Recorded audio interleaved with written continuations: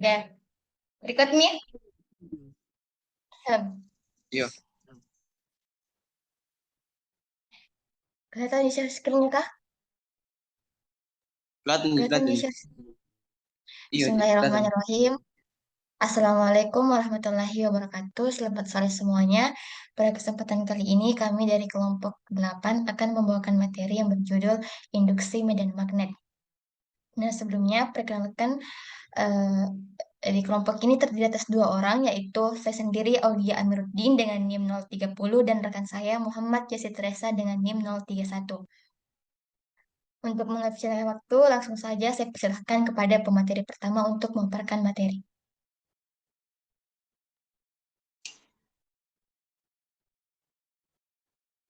Jalan ki ya.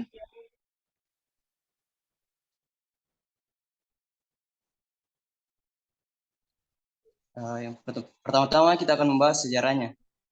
Konsep magnet sebenarnya sudah diketahui oleh masyarakat kuno, tapi penelitiannya baru dimulai oleh Petrus Peregrinus de Maricourt pada tahun 1269 dengan memetakan medan magnet menggunakan bola magnet dan jarum besi.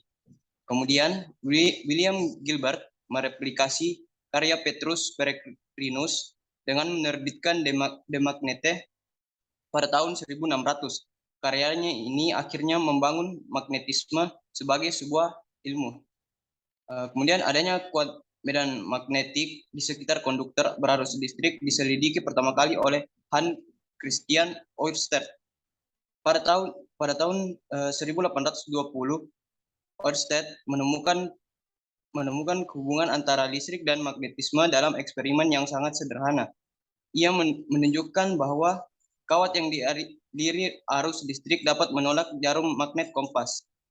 Kemudian pada tahun 1831, Faraday menemukan bahwa jika sebuah magnet dilewatkan melalui kawat yang membentuk kurva tertutup, arus akan mengalir melalui kawat selama magnet yang digunakan terus bergerak. Singkat cerita, perkembangan medan magnet secara modern kembali dibuktikan dengan penemuan Nikola Tesla pada tahun 1887. Ia berhasil mengembangkan motor induksi yang berjalan pada arus polifase. Next.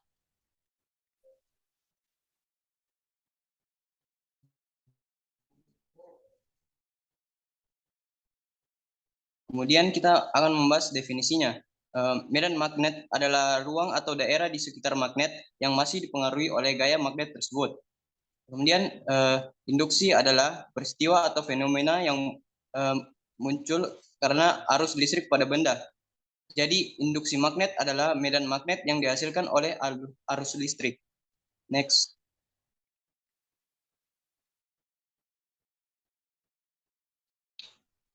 Arah medan magnet. Untuk menentukan arah medan magnet, kita menggunakan kaidah aturan tangan kanan. Apabila ibu jari menyatakan arah aliran listrik, maka arah lipatan jari-jari lainnya menyatakan arah medan magnet. Next.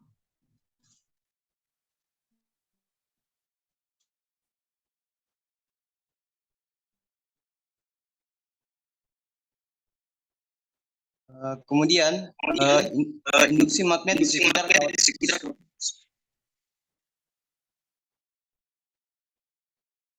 kawat lurus yang dialiri arus listrik akan menghasilkan medan magnet yang homogen untuk jarak yang sama dari kawat tersebut.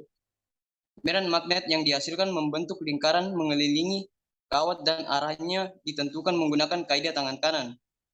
Besar medan magnet di sekitar kawat lurus berarus listrik dipengaruhi oleh besar arus listrik dan jarak titik tinjauan terhadap kawat. Semakin besar kuat arus yang diberikan dan semakin dekat jaraknya terhadap kawat, maka semakin besar kuat medan magnetnya. Besarnya kuat medan magnet pada kawat lurus panjang dapat dirumuskan yaitu B sama dengan mu 0 kali I per 2 Pi kali A. Next.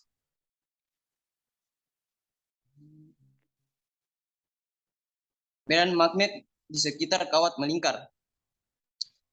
kawat lurus melingkar yang dialiri arus listrik pada arah tertentu, maka di lingkaran akan timbul medan magnet dengan arah tertentu. Medan magnet di sekitar kawat melingkar juga dapat ditemukan dengan kaidah tangan kanan.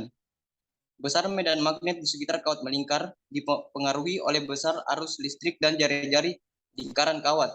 Semakin besar kuat arus yang diberikan dan semakin kecil jari-jari lingkaran kawat, maka semakin besar kuat medan magnetnya.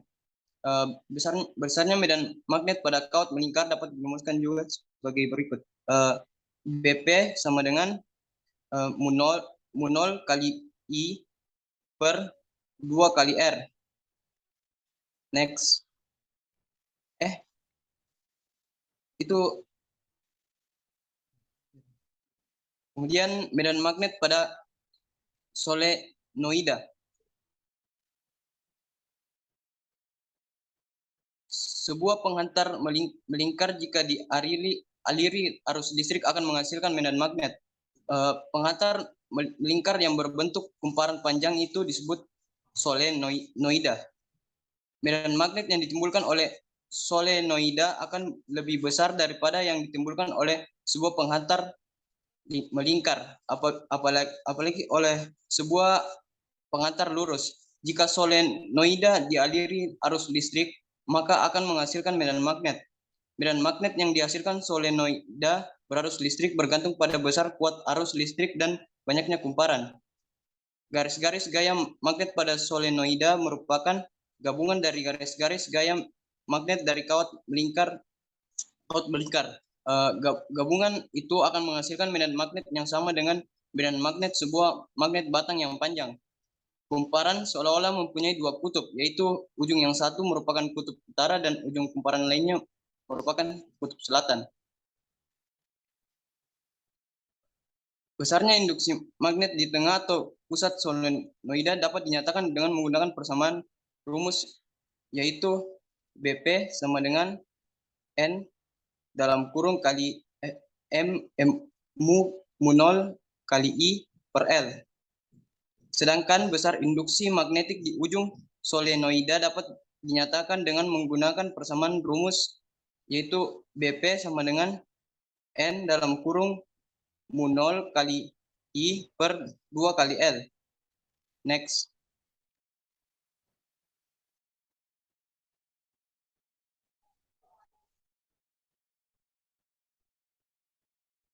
Induksi magnetik pada toroida.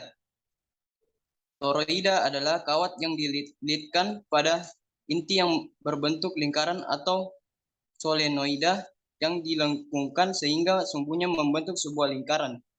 Jadi pada prinsipnya, toroida merupakan solenoida yang intinya dibengkokkan sehingga berbentuk lingkaran. Sesuai dengan persamaan induksi magnetik di tengah solenoida, maka besarnya induksi magnetik pada sumbu toroida akan menjadi persamaan, yaitu BP sama dengan N dalam kurung mu 0 kali I per 2 kali Pi kali R. Selanjutnya akan dijelaskan oleh rekan saya.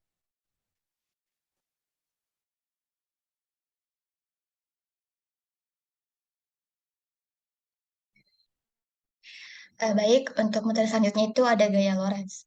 Nah, gaya Lorentz adalah gaya yang timbul pada penghantar berarus atau muatan yang bergerak dalam medan magnetik.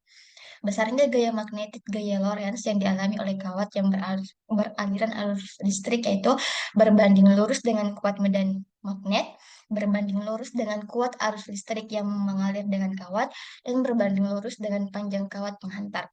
Nah, arah gaya Lorentz ini dapat dicari dengan aturan tangan kanan. Apabila tangan kanan dalam keadaan terbuka, semua jari-jari dan ibu jari diluruskan. Nah, arah dari pergelangan tangan ini menuju jari-jari menyatakan arah induksi magnet dan arah ibu jari menyatakan arah arus listrik. Maka arah gaya magnetiknya atau gaya Lorentz-nya dinyatakan dengan arah telapak tangan yang menghadap ke atas.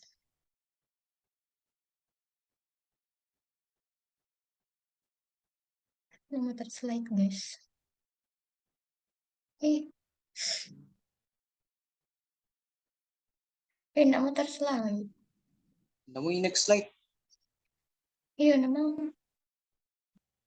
Ya. Coba, Nah, gaya coba Lorentz kasih. ini terbagi atas dua, yaitu gaya Lorentz pada kawat berarus dan gaya Lorentz pada muatan yang bergerak. Nah, adapun rumus persamaan pada gaya Lorentz pada kawat berarus yaitu F sama dengan B dikali I dikali L dikali sin theta.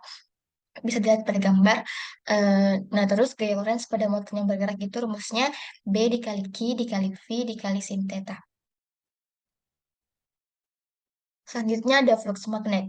Nah, flux magnet adalah banyaknya garis medan magnetik yang dilingkupi oleh suatu luas daerah tertentu atau A dalam arah tegak lurus. Rumusnya yaitu B dikali A dikali cos theta.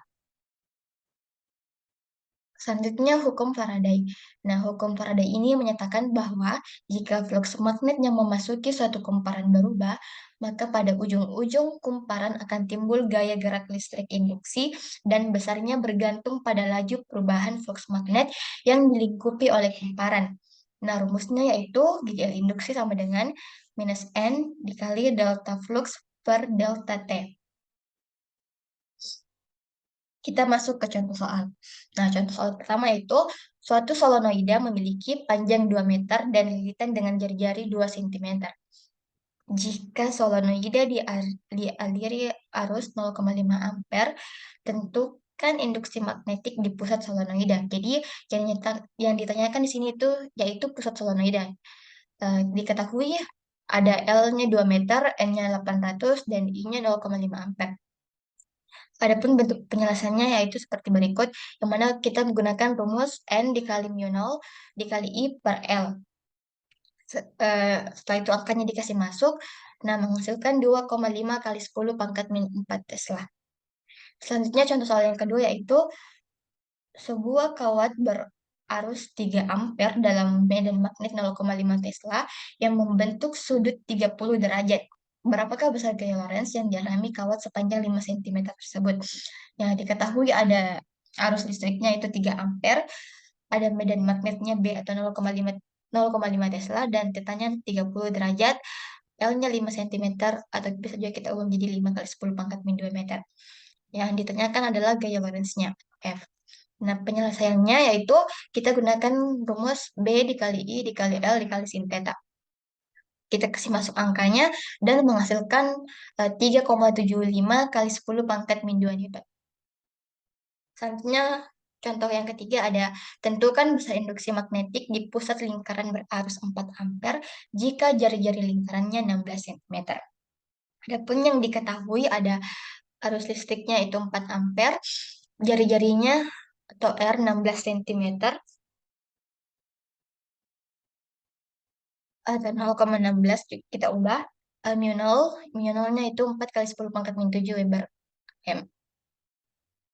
Penyelesaiannya kita gunakan rumus mu 0 dikali I per 2R. Angkanya kita kasih masuk dan menghasilkan 5 kali 10 pangkat min 6 Tesla. Selanjutnya STEM akan dijelaskan oleh rekan saya. Baik, saya akan membahas tentang konsep STEM. Pada sains itu terdapat gaya Lorentz, hukum Faraday, dan vektor. Pada teknologinya ada alat pengangkat besi, generator, kipas, kulkas, dan kereta maglev. Kemudian engineeringnya itu ada transformator dan dinamo. Kemudian pada matematiknya terdapat rumus induksi magnet di sekitar kawat boros yaitu B sama dengan mu 0 kali I per 2 pi kali A. Kemudian terdapat juga rumus medan magnet di sekitar kawat melingkar yang memiliki lilitan kawat dan tidak. Itu BP sama dengan mu, mu, mu 0 kali I N sama dengan mu 0 kali I per 2 kali R. Kemudian yang tidak memiliki lilitan kawat BP sama dengan B0 kali I per 2 kali R. Kemudian ada juga terdapat rumus medan magnet pada solenoida, yaitu BP sama dengan N kali B0 kali I per L. Terdapat juga BP sama dengan N kali dalam kurung mu0 kali I per 2 kali L.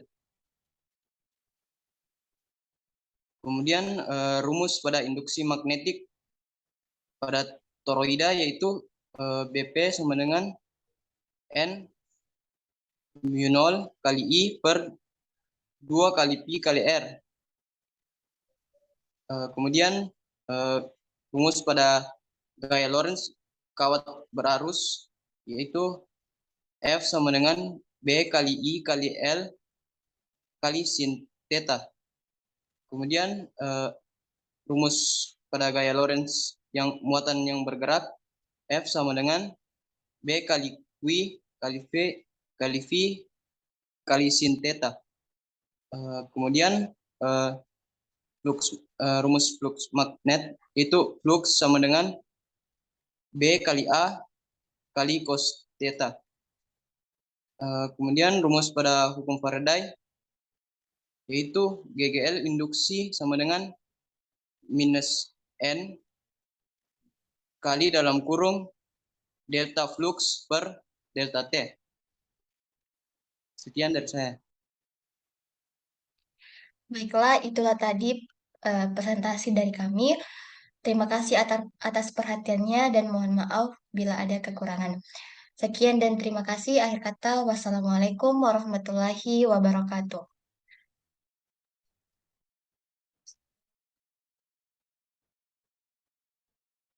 Gimana kalau mau stop? Film Yasid. Sudah mau stop? Bentar.